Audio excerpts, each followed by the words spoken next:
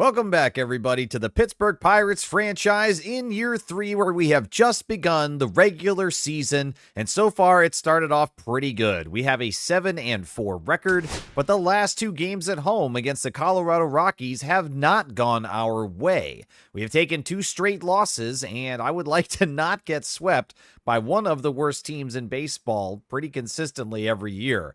I think that Jared Jones has probably got a good chance to do it, although he did not have a great outing last time, according to, actually, that's probably 2 starts for him. 8 1/3 innings pitched with 11 strikeouts and an 8.64 ERA. I think that is probably from 2 different games.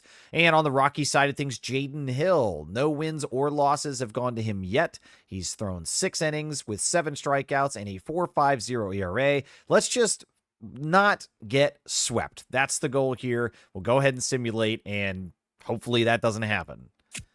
All right, it's a 9-1 victory, thankfully, and Jared Jones will pick up his first win. It's a lot of offense, so let's quickly take a look at what happened. Almost everybody on the team got a hit. O'Neal Cruz did not, but he walked to make up for it, and Nick Gonzalez had a tough day going 0 for 4 with 3 strikeouts, but everybody else into the mix. At least 1 hit for all other players, including home runs from Luis Arraez, Brian Reynolds, and Jack Sawinski.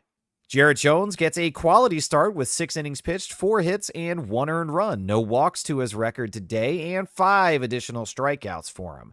Garrett Clevenger has a bounce-back inning where he allows a hit, but strikes out 2 and has no earned runs, and his ERA comes down to 6. He had a very, very tough outing last time. Brian Abreu comes in and picks up 2 innings of work, allowing only 2 hits, but nothing else. So his 0 for that ERA still remains clean. Sweep avoided, we now move into host the Athletics, and they are 4-6 to start this young year 3. Andrew Abbott's going to be on the mound. After 10 innings, he's done okay so far with 8 strikeouts and a 4.50 ERA. Luis Severino for the Athletics has not done that well through 9 2/3 with a 5.59 ERA. So let's start this series off right. That is fantastic. 11-1, even better than the Colorado win in Game 3. Take a quick peek here, and O'Neal Cruz, going 0 for yesterday, today decides to turn it back on, and he goes 3 for 4, picking up 5 RBIs and a walk. He had 3 home runs this game. The long ball was really the magic shot, as O'Neal had 3, Brian Reynolds, Evan Carter, and Jack Sawinski all had solo shot. Well, maybe not even solo shots, but single home runs themselves. So 6 home runs all totaled, half of them by O'Neal Cruz, and a double from Steve Seidlinger to boot. That is just phenomenal. Andrew Abbott picks up the 2nd win of the year for him, going 5 1/3, allowing only 4 hits, but he did walk 6 batters. That is really concerning, and the low strikeout rate means that the defense had to really help him out there. But all told, he only allowed 1 earned run, so the defense behind him, no errors, is great to see, and Abbott was able to get a pretty good start. Garmin Majinski goes for 2 2/3, one of the longest runs that I've seen him come in for a game, and that's awesome. No hits allowed, no walks, no earned runs, and a single strikeout. David Bednar comes in for an inning and walks 1 batter, but he does strike out 2 and ultimately gets out of the inning with no earned runs. So a really, really good day. And that makes 2 in a row now. Let's see if Shane Baz in Game 2 against the Athletics can keep this streak going. And it's a critical situation where we are holding a 1-run lead here in the top of the 8th, and there are 2 outs with 2 on for David Bednar. Let's hop in. And David Bednar in this situation right now with 2 outs, he has actually walked both of these base runners. He's got 2 walks. As we entered the game, it showed that. So the lineup is turned over for Willie Castro, and we miss just under the zone, underneath that corner. All right, let's try a splitter near the same spot. And that's a strike. Bottom part of the zone. Bednar gets in there, and we tied it back up 1-1. Try going a fastball high and away here. And he goes after it, thankfully, and it's now strike 2 instead of ball 2. Bednar is ahead, and let's try that curveball on the outside half. Oh, that's a good one. It goes underneath. Bart has to recover. We throw over to first to assist, and we've got him. Nice way to get out of that situation. And I'll go ahead and take some swings here to begin this episode. Tyler Ferguson is called in for the Athletics, and through 5 innings, he's been very good so far.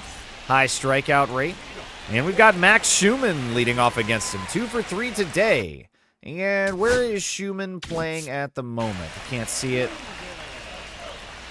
I'm going to call a time here as the batter. Timeout. All right, so Schumann is actually in center field today, and I don't know why my voice cracked so hard. Holy crap. But Evan Carter in left field is a lefty. I could swap him very easily, and I think I do like that matchup better. We've got a righty on the mound, which means Schumann's facing the same side, and I'd like to switch that up. So I'm going to sub him out for Evan Carter. I think it's also a good chance to forcibly take a look at Evan Carter. At the start of this young season, he's still only averaging 178, and that is far below what I would deem to be acceptable for Evan Carter. So we've got to start turning this around, and now that he's back in the regular lineup this year and not on the injured list, I think that we need to really figure out what Carter is capable of. And we'll start it here against the Athletics. Ball. And that's a miss outside from Ferguson as they are warming up another pitcher, Sean Reed Foley in the bullpen, another righty.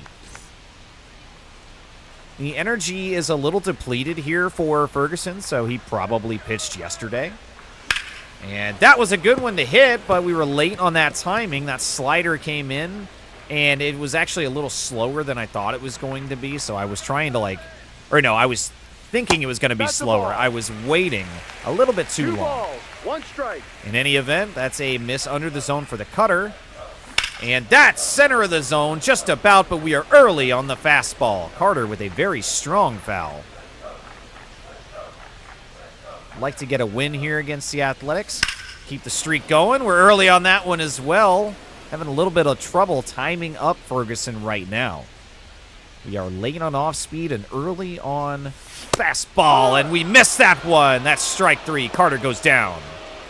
And here's Sawinski. Oh, the timing was finally good on the four-seamer, and we missed that one with Carter naturally. All right, can we do anything else with Ferguson? Yep. I mean, with Sawinski against Ferguson. You know what I mean. Early on the timing once again, and we miss it. Okay. Be awesome to get something here. Sawinski 0 for 3 today, and we'll extend it to 0 for 4. As that's a routine ground ball. And Jared Triolo now stepping in as the 9-hitter. He is 0 for 3 today, averaging 187 about 2 weeks into this campaign. And wow, that's a big motion for holding up on that. I definitely checked the swing, just barely tapped the button, but really, really big motion.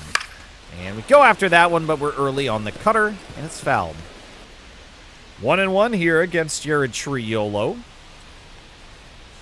And that one, we were a little better on the timing. It's good, but a ground ball to shortstop. Nets the Athletics, their 3rd out, and we move into the 9th. And for the save attempt, we are bringing in Colin Holderman. He's already got 6 of them. He has been on a really hot start. That ERA is just a little bit elevated right now. But ultimately, for the closer, the only thing I'm worried about is getting the job done. Sometimes it's going to be ugly. Everybody just has those days. But it's important to be able to close those games out. And so far on this year, he's 6 for 7. We miss on that cutter. It goes high in the zone to Kiner Falefa. And that's a guy that we're familiar with. Let's try that sweeper. Trailing low and away. And under the zone, but Falefa is able to keep it alive. Let's try a sinker on the outside edge. Does not go after it. All right, I got an idea in mind here. I want a cutter high and away. It gets the elevation, and it's lifted into left field for Reynolds, who, after a little bit of footwork there, is able to get to it. And Brent Rooker steps to the plate now. It's a 378 average. He's a very hot start for him. Good cutter for strike 1. I want that one again. Same spot. Yeah, that's actually a little more inside. Okay, let's try that sweeper now. We miss it. Cruz fielding it at short. No problems there. And that is out number 2. And the final batter for the Athletics as we are about to win and close this game with Holderman will be Shea Langoliers. And he's off to a slow start this year, averaging 190. Gets a piece of that one to foul it away. And today he is 1 for 4. Good sinker that's inside, chops it foul.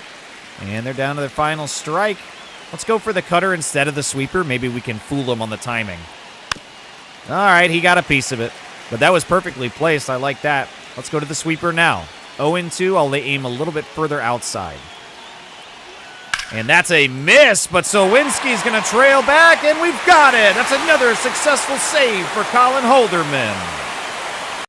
Well, that is 3 games in a row now. We salvaged and staved off the sweep against Colorado in Game 3, and we have taken the first 2 games against the Athletics in 2 high-scoring games for us. The second one much more competitive as the Athletics challenged the comeback, but ultimately lose 6-7. Now in Game 3, we've got Zach Littell out on the mound, and he reached no decision in his first outing, but he's got 6 2/3 innings pitched with 7 strikeouts and a 6.75 ERA. Let's hope for a better outing for him today and complete the series at home. Before we can complete it, it's the bottom of 9th with 1 out, and Luis Arraez is at the plate with 2 men on. Let's enter. And in this situation now, it's a tie ball game, but we could potentially walk it off with Luis Arraez. Hernandez misses with the first pitch below the zone, and they are warming up Jeffrey Springs. And Edgardo Hernandez, hopefully that's how you pronounce it, Edgardo, I don't know, might be a softer G. But anyways, Henriquez has only got 3 pitches. He is quite fatigued already, about 60% on that energy level, so he's seen some use recently. First pitch was a fastball that came down at 98 miles an hour. He's also got a cutter up to 94 and a slider up to 91. So not very much slow movement. Everything is going to be coming at you fairly quickly. And that slider, I don't know how much movement it has yet, but we're ahead 1-0 with Arraez. Come on. That was a good one to hit. The slider, center of the zone, is only fouled away as we were very early on that swing with Arraez. All right, 1-1. And he hits him! Luis Arraez takes a shot on the arm. And not to prevent illness, but to instead load the bases for Max Schumann. Schumann in this game once again. I'm not sure why the lineup has been doing this to me, or the coaches have been doing this, but Schumann is once more in the game, and we will take a stab at that one at the top of the zone just to foul it. In this series, we've got 9 home runs against the Athletics, and that first game where we smashed 6 of them out of the park was pretty incredible. And that one's going to be fouled. It'll go through the gap. Let's go ahead. No, I don't want to send it home. It's a walk-off anyways. That's it. That's the win, and we complete the sweep against the Athletics. I was going to send the runner to home like it mattered. We just needed to score. And after the hit by pitch, a little single into right field is all we needed. And that is another Pirates win. And after the first couple weeks of baseball, we are 11-4, currently leading the division where the Reds are only a game behind us, the Brewers 2.5 back, and the Cardinals and Cubs both tying to be the caboose at 6-7, playing just under 500. But what a hot start we've had. We're 8-2 in our last 10. That's nice. And looking over on the right side of the screen, we have the rankings where we are currently 3rd in pitching. That's really strong. I like that. Speed, we are ranked 5th. That's pretty cool as well, but our defense appears to be very, very lackluster as we are ranked number 22. Overall, this is the 11th ranked team in the MLB. Much more contact than power, although that athletic series would beg to differ. After the off day next up, we face Arizona one more time. If you remember the first 2 early games of the year, we took a short 2-series sweep against them with Skeens and then Hunter Harvey both picking up wins. And that was pretty nice. That was a good series. And now it's time to meet them in Arizona as the Diamondbacks are playing 500 balls so far this year. They are 7-7. Paul Skeens will come back and get the start against them, and he has been nearly untouchable through 21 innings pitched. He's got 26 strikeouts and a 0.43 ERA. Hopefully the offense can stay hot behind him, but let's get another good start and hopefully a win for Paul Skeens. And it's a situation, bottom of the 8th with nobody out. And Hunter Harvey, he's gotten 1 out, so he came in and got the final out of the 7th. But right now, this is looking pretty bad. He's allowed a hit and a walk. So 2 men on bases, Perdomo at the plate, and Harvey on the mound. And this is a different camera angle. I'm not sure if I like this, but it is a little far to the right. Let's try getting a strike. And that's to Arise. We'll throw to second. Cruz turning back to first, and we're there. A nice double play on the very first pitch of the situation. Great job from Hunter Harvey as we're protecting a one-run lead, and now Christian Yelich comes back around. It is 6-5 in the bottom of the 8th with 2 outs. I'm going to start him off a little outside with a 12-6 curve. And instead, we miss center of the zone under it. And wow, that snake sound was really alarming. Harvey, and that one goes through into center field, and Yelich will tie the game. Harvey has given up a single and an RBI. And it's a steal situation according to the computer. I'm going to go down and in on this fastball. And that's a good one there, exactly where I wanted it. McCarthy watches it. All right, let's try a splitter low and away. And that's a good one. Gonzalez goes after it, collides almost with the runner, but we get the turn at first. And that'll end it, but now the game's tied. And with the tie game in the top of the ninth, O'Neal Cruz comes in, and they have put in Chris Bubich. Definitely a skilled pitcher. He throws 5 different pitches. The fastball and the sinker both getting up to 95. Everything else in the high 80s. And that was a little too far inside. I didn't like that, but I thought that maybe we could take that to right field if we were early on the timing. Instead, we're very late. And that one, we get a good one. And no, it is just a routine fly out to center. I thought maybe based on the sound of that contact, it was going to be a little bit better, but unfortunately not. Joey Bart is the next batter up, and he's 2 for 4 today. Shouldn't have swung at that. That was too far under the zone for my liking, right there at the bottom. That's one you're only really typically going to ground out. And that one inside chops us up, and it's popped way high up into foul territory and brought down by Guerrero.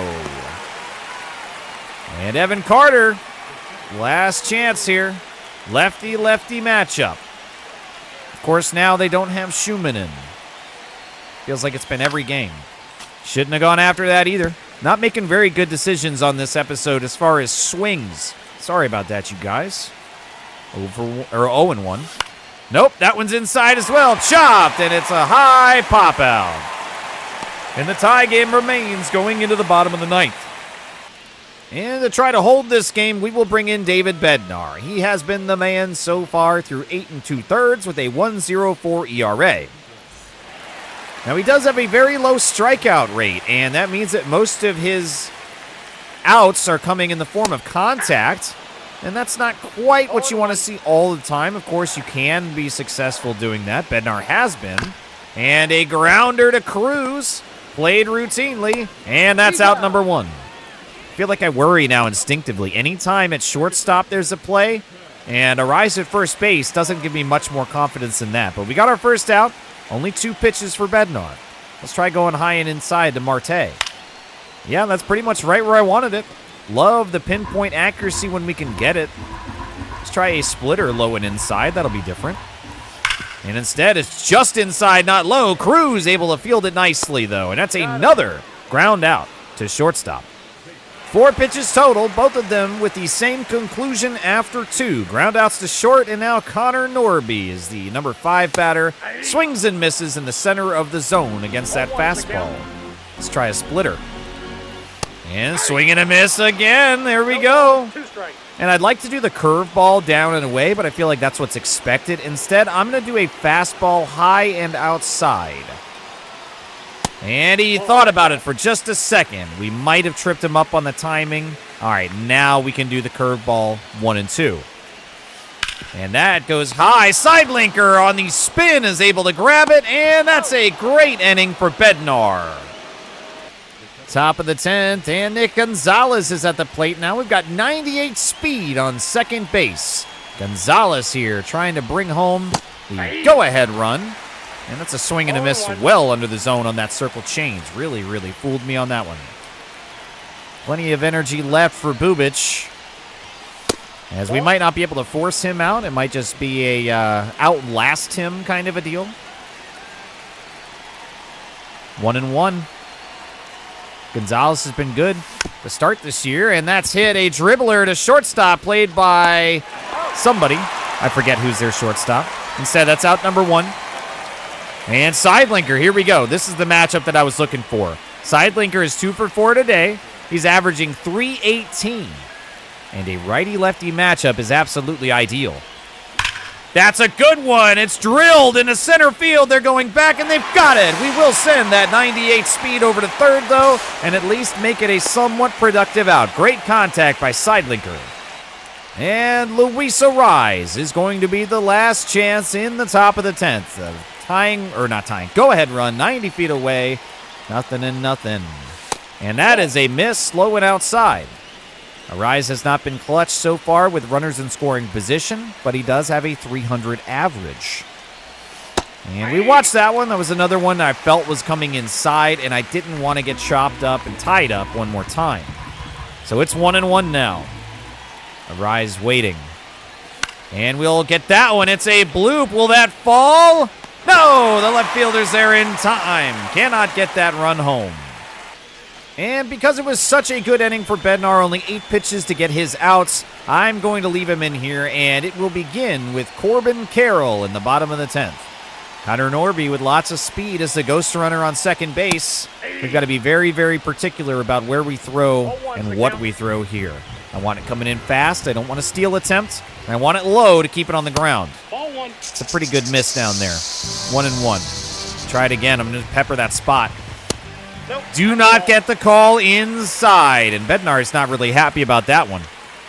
All right, let's aim a little bit more in, but still down.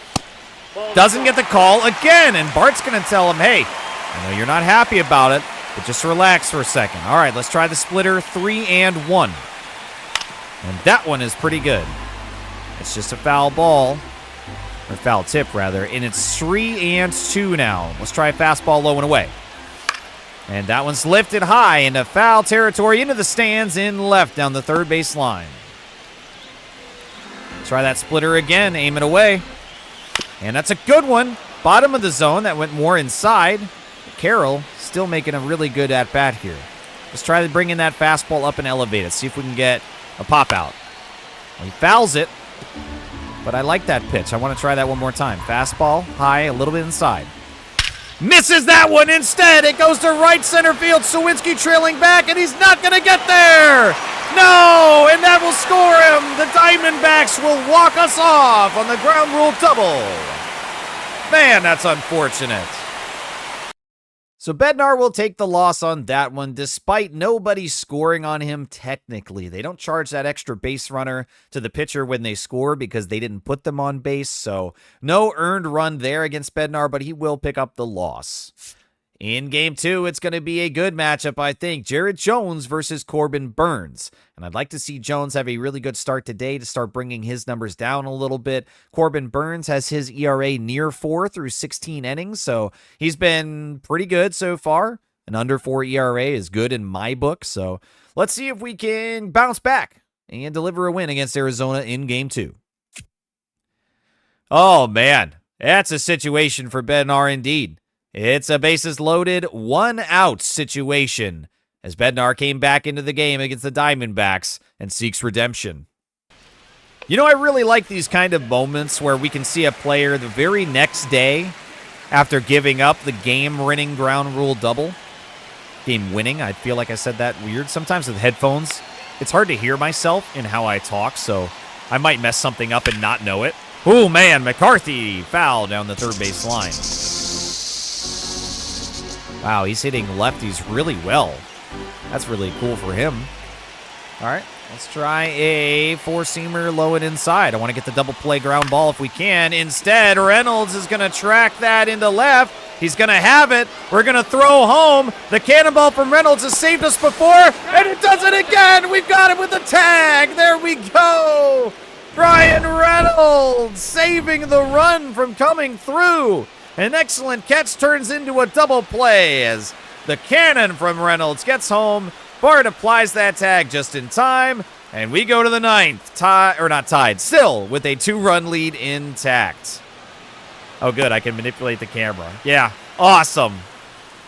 All right, top of the ninth, and Sidelinker up to the plate. He's in the 9 spot today, and he's 1 for 3. And the Diamondbacks have brought in John Curtis, who has a depleted energy level despite no pitches thrown today. That means he was used very recently. So we'll see if his 3-pitch mix, everything coming in pretty fast, 4-seamer, 2-seamer, and slider. So not really having to worry about off-speed, just a little bit of movement here and there. So we'll see what we can do against a fellow righty. And okay, that's an easy base for Sidelinker, but unfortunately it comes with a pain in the ribs. Ouch. Why do they keep hitting our guys in these critical situations, man? I'm tired of this. Don't hurt my players. All right, Luis Arraez is going to watch strike 1 called on the outside edge. And the Diamondbacks are warming up Walker Buehler and Luis Castillo. 2 quality guys there in the pen, but they're down by 2. And I'd like to get a little bit more insurance if we can. Got our first base runner the hard way. Luis Arraez, so far, 1 ball, 1 strike. patient, no swings, 1-1 against him. Curtis delivering the 1-1.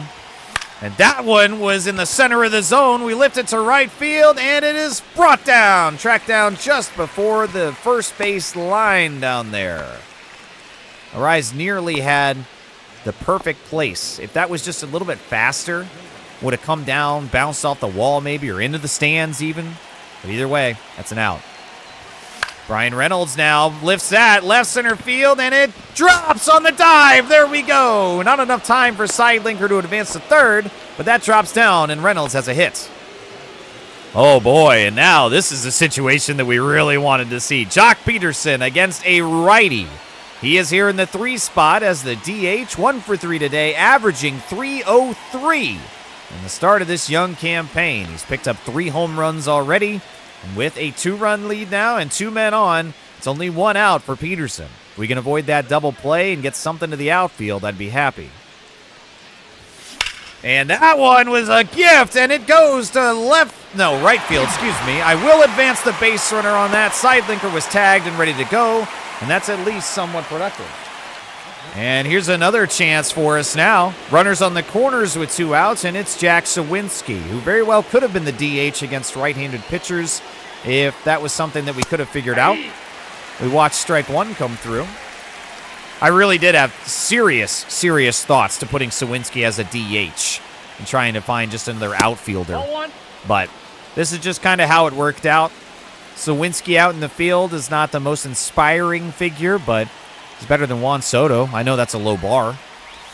And that one is a ground ball to short. Sawinski will not be able to outrun it. So we'll move into the bottom of the 9th to try to close this thing out with still just a 2-run lead.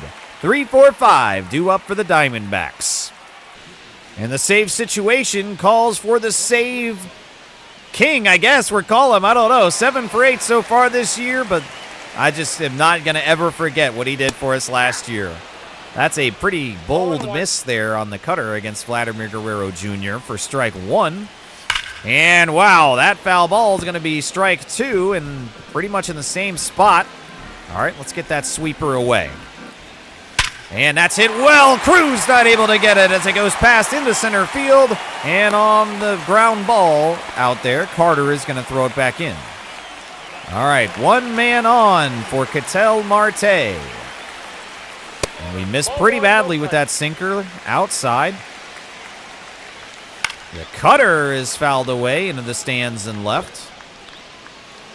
Let's try that sinker again. And that's much better. On the outside edge, we fool him on the timing. And let's try to get that cutter one more time. It is outside, so evened up now 2-2 against Marte. The next cutter misses low and inside, and that's not going to work either. Let's try the sinker. And that's going to be hits as that lands. Carter will play it and throw it back in. And there was a chance there of a catch, I guess, according to Vladimir Guerrero Jr., so he was tagged on the bag and only advances to third. Instead of that being a single and an RBI, there are now men on the corners, nobody out for Connor Norby. And this situation is getting now a little worrisome for Colin Holderman. That's a miss. Arraez able to get it, and he tags him. Yes, a double play. That's phenomenal. Wow, what a stroke of luck for Holderman. And what a play by Arise. Now we are down to the final out with not a scoring threat that I'm very worried about. If they score one here, it's not the biggest deal. That's why a 2-run lead is so important. Let's just focus on getting Corbin Carroll. And that is lifted high once more into the stands and left. And it's the final strike. Let's try something weird. I want a sweeper low and away. Oh, it's beautiful. But it's foul down the third base line. All right, sinker high and away. Another one, a little strange. Nope, can't get him there. All right, let's try that cutter low and inside. That's inside. Gonzalez with a chance. He grabs it, the spin throw, and we've got him! And Holderman saves another one. The Pirates win again. And with the bounce-back victory in Game 2, we move on to Game 3, where Andrew Abbott takes on Ryan Nelson. And that is another critical situation. This time, bases loaded for us, and we are down by 2 with Nick Gonzalez at the plate. And with Gonzalez at the plate, he is over 3 today, averaging .233 now. And Dre Jameson is on the mound for the Diamondbacks as they try to fend off the series loss. Right now, they are defending it so they could take the series, depending on how this works out now. And with 5 pitches to work against us, Gonzalez and I have our work cut out for us. Missing way above the zone on the first pitch. That might be some nerves there. Jameson misses about 2 feet above the zone. And that one was a little more enticing. Top of the zone, and it is in foul territory. Count evens up at 1-1. Just looking for some contact from Gonzalez. I don't expect a bomb. And that is fouled on the first base line. Shouldn't have swung at that. That was way low and inside, but here I go again, making bad swinging choices. 1-2. And that one we are early on as it goes into foul territory down the third base line now. Bouncing off the left wall. All right, 1-2 one more time. Jameson. And that one is poked down the first baseline foul. We are all over the place on this timing, but every pitch that we make him throw tires him out just a little bit more. And that one's hit well. There we go. 50 speed on third. We are going to hold him and leave the bases loaded with only 1 out still. Gonzalez with an RBI single. Oh, this is good news for us. Jack Sawinski's at the plate against a righty. Bases loaded, 1 out. As we just need something productive here. Do not hit into a double play. I will swing when it's up in the zone now as it's elevated. I don't mind a fly ball out to the outfield. That should score us. In the Diamondbacks bullpen, they're warming up Bubic and Suarez. It's another one that felt weird coming out. Sorry, guys. I don't know why I can't talk this episode. All right, 1-1. Oh, that was a really good one, but we're late on it. We can only foul it with Sawinski. Come on. Energy about halfway. Not low enough to make mistakes yet. There is another one. That's driven deep into left field, and that should carry well enough back. Yes, it will score the tying run. That is a sacrifice fly for Sawinski. We are officially back in this game now where it is tied. Still, the go-ahead run in scoring position, and Jared Triolo comes to the plate in the 9 spot. Go after the first one. It is lifted high in the right field foul territory. They leave in Jameson here as he has given up the lead, giving us a chance to take this series. That one is just barely foul down the first base line. That would have absolutely scored the go-ahead run. Instead, it's 0-2. Jameson delivers up above the zone. Those ones are easier to take, generally, than below the zone. As you guys well know, that is my kryptonite on the bottom. And that one trails outside. Not going to get me on that cutter. Try it again, and I just might go for it. That's just how it goes for me. But it's 2-2. 2's everywhere, in fact. And that one was going to catch the outside zone. And it's just a routine pop-up into left field. But the job is partially complete as we tie this game, extending our life. And we've got Brian Abreu on the mound with about 75% on his energy level. I will leave him here in the bottom of the 8th, as it's a tie game and we don't know how far it's going to go. Either team could push extras here or not. That's a miss there, but luckily he's underneath it and it hit weakly, 78 miles an hour off the bat, and that's an easy pop out for Reynolds. Connor Norby comes around. Let's give him a slider trailing away to begin. Whoa, we get the call there. That clearly was a ball, but I will take the strike, I guess. Not that I really have a choice in it. In next year's game, there probably won't be the APS system represented, but it will be very cool once we do finally get that system in the game. Swing and a miss on the lunge, and Connor Norby is the second victim out this inning. And it now comes down to Geraldo Perdomo. Try away first, and that's a strike. Just center of the zone, but on the lower part of it. Okay, not a bad way to start. Let's try going low and in. Wow, misses high and in instead. All right, circle change, low and away. Can we nail that one? And that's a miss, but luckily it is deep in foul territory. Final strike now for Perdomo. Let's go back to the circle change. And we got him! Lower part of the zone gets him to swing over the top. And the Diamondbacks are making a change now, much to the delight of these fans. It is Bubic trotting back out as it is closing time, apparently. We are still tied, so really it's not a closed situation. It's just really a hold situation right now. But through 6 innings, nobody's been able to score on Bubic, us included. And I was going to show the bullpen to see if we can get anybody else warming up. Oh, early on that timing. Yes, it is played foul, thankfully. I didn't quite want that one as early as I hit the button. But it's 0-1. And, of course, now to counter it, I am far too late. And it's 0-2. Bubic's energy is pretty good. We're not going to force him out. Oh, it's under the zone. The slider looked terrible the whole way, and I still can't lay off. Man. All right, Luis Arraez back, and he is 2 for 4 today. Can the lefty get anything against his fellow lefty? And that is driven to right field, and on the dive, he's got it! I thought we had a chance for that to drop in. What a play. Brian Reynolds is going to back out over to the right-handed side of the plate, and Bubic delivers a ball, a slider that just trails too far out. 3 for 13 in the series today. 0 for 4, or not in the series today, in the series, but 0 for 4 today. Blah. And that one's hit hard, but it goes right to Vladimir Guerrero. And we will go to the bottom of the 9th, still tied up. I'm going to go ahead and do something a little strange here. I'm going to bring in Dowry Moretta because he has not been utilized pretty much at all. We've only given him 5 outs so far, and that was in 1 game. He's made 1 appearance. They were not able to score on him in that appearance, but everybody else in the bullpen is rather fatigued right now, so I'd like to give Moretta a shot. And we've been playing a lot of really good defense lately. I've not seen errors. Our guys have been able to field these things, so I am trying to get just some contact, see if we can get a quicker inning for Moretta.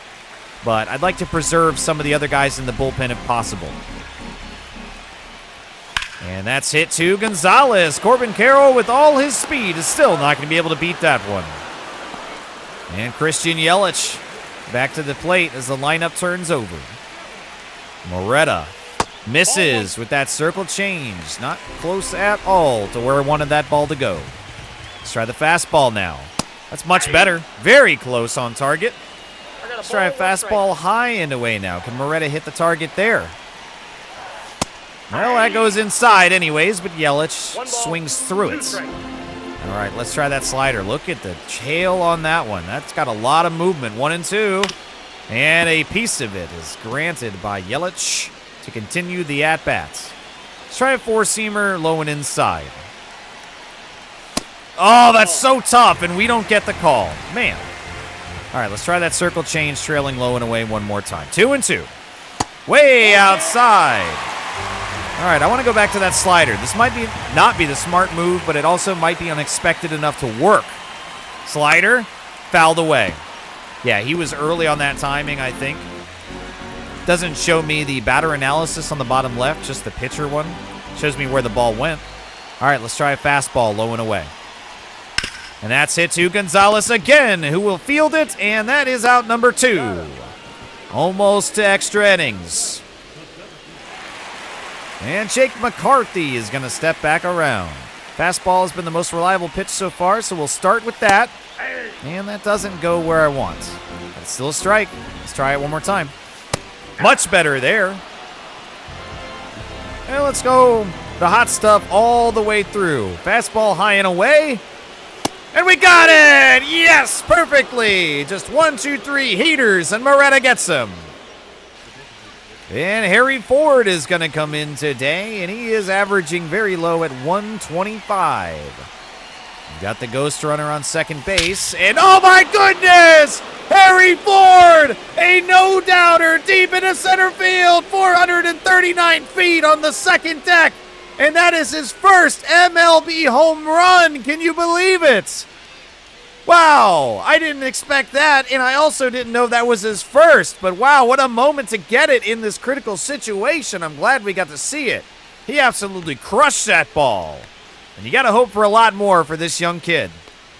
That was absolutely awesome, and Joey Bart is now going to come in, so I guess Ford was DHing for some reason. Swinging over the top of that one, it's a circle change for strike 1. Love that we were able to score on Bubic here. That feels really good. No, I didn't want to swing at that one. I don't know why I did. Slider, though, I was like, oh, that could be really nice if it drops in. And that's a swing and a miss anyways. Swinging over the top one more time, and Bart goes down. Evan Carter now 1 for 3 today against Bubic. And we foul that one off. Timing was finally good on that slider, just unfortunately didn't square it up. The 0-1. And another one. I mean, it might have been off timing there. Let's see. No, it says still good. It felt late to me. It's even in the yellow area, but oh well. 0-2. Come on, Carter. All right, that one we got a piece of. He's under it, despite it being at the bottom of the zone. An absolute golf ball going up there out of the sand trap. Luckily foul. 0-2 one more time. No, we can't get a piece of the slider. It's perfectly placed by Bubic.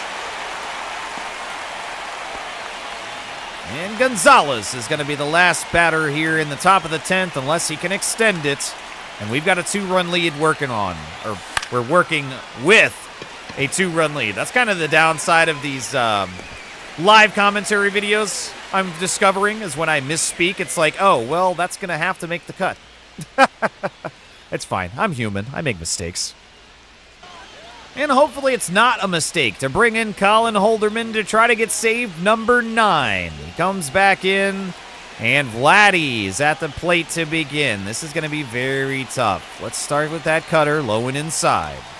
We miss it, and we don't get the call either, so that's ball 1. We try again. That's pretty good, but still, it's ball 2. Come on now. All right, foul down the third base line. All right, we got our first strike. Let's switch it up now with a sinker. Oh, that's a bad miss. That's a really bad miss. Luckily, Guerrero fouls it. 2-2. Let's try to get that sweeper. Oh, that's a really good pitch. Glad he fouls it away, but that's exactly where you want it. And we nearly got him on the timing. Let's try a cutter. Fast, low and outside. He watches it. It's pretty much center of the zone, but not what he was expecting. And that's a strikeout. Ketel Marte now up to the plate, and we'll begin with a sinker high and away. I really like flipping the script on that. I feel like a sinker traditionally you'd want to throw low, and I know that there's a large history of reasons why you do that and why you don't pitch certain things certain places, but I do like to make them scratch their head a little bit if I can. And that's driven foul. It's Marte defending the zone, 0-2. Let's try that sinker low and away. And it's under the zone. He swings over the top. Another strikeout for Holderman. And that's 2 batters down. Only one left to go. And it's Gurriel Jr. And that is popped high, but it will not be playable. Strike one. Let's try that cutter low and away. And he goes after that. It's fouled again. Down 0-2 now. Let's try that sweeper. I want to actually aim it a little bit higher. It's about halfway up now. Still trailing away, though. And that goes right where I wanted it to. Gonzalez playing it, and Holderman has done it again. Another save and another Pirates victory. And that is a series win off of that one. Excellent way to take it against the Diamondbacks. We are now 13-5 off of that series win as we now face Colorado again. We lost 2 out of 3 the last time we faced them at home, and now as we travel to Colorado, let's see if we can take the series against the Rockies. That's a win in game 1, 9-4 with Shane Baz. The offense has absolutely been on a tear. Beginning with game 3 in Colorado where we scored 9. We then score 11 and then 7. A low-scoring affair in game 3 against the Athletics. The day off to rest those muscles as we come back and power 6 runs, 7 runs, 8 runs, and 9 runs. It's been a hell of a stretch for us lately. Can we get 10 runs? Keep this going? No, instead we lose 1-5. Okay, well, that snaps the winning streak, and it will split the series now and give Paul Skeens the chance to take the whole thing against Ryan Feltner. And that's a loss, 1-4. Skeens with his first official loss of the year, as the Rockies have taken 4 out of 6 games, and it's only the first month of baseball. That's not a good look. After the off day, it seems like we don't want to play in Thursdays. That's 4 out of 5 this month that we have off on Thursdays. So at least there's a consistent schedule the boys can depend on. And now we host the San Diego Padres, who are keeping their head above water 10-9 so far this year. And they've got Andrew Heaney on the mound. There's a familiar face. He will be facing Jared Jones. Let's see how this matchup goes. That is a loss, and both starting pitchers are credited with certain stats. Jones with the loss, Heaney with the win, as we lose 2-5.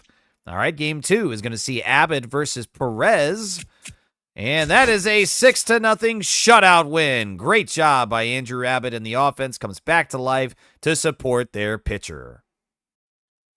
And that's going to do it for this episode. I would like to thank you guys very much for watching this hot start as we have gotten off to a 15-8 record, leading the division by 2 now against the Cardinals and the Brewers, and even further back are the Reds and the Cubs. It's a good start, and hopefully we can keep this trend continuing and picking up series wins and banking some early wins to give us some breathing space as we seek to make a deep playoff run this year. Thank you guys for watching, and I will catch you as we continue year 3 next time.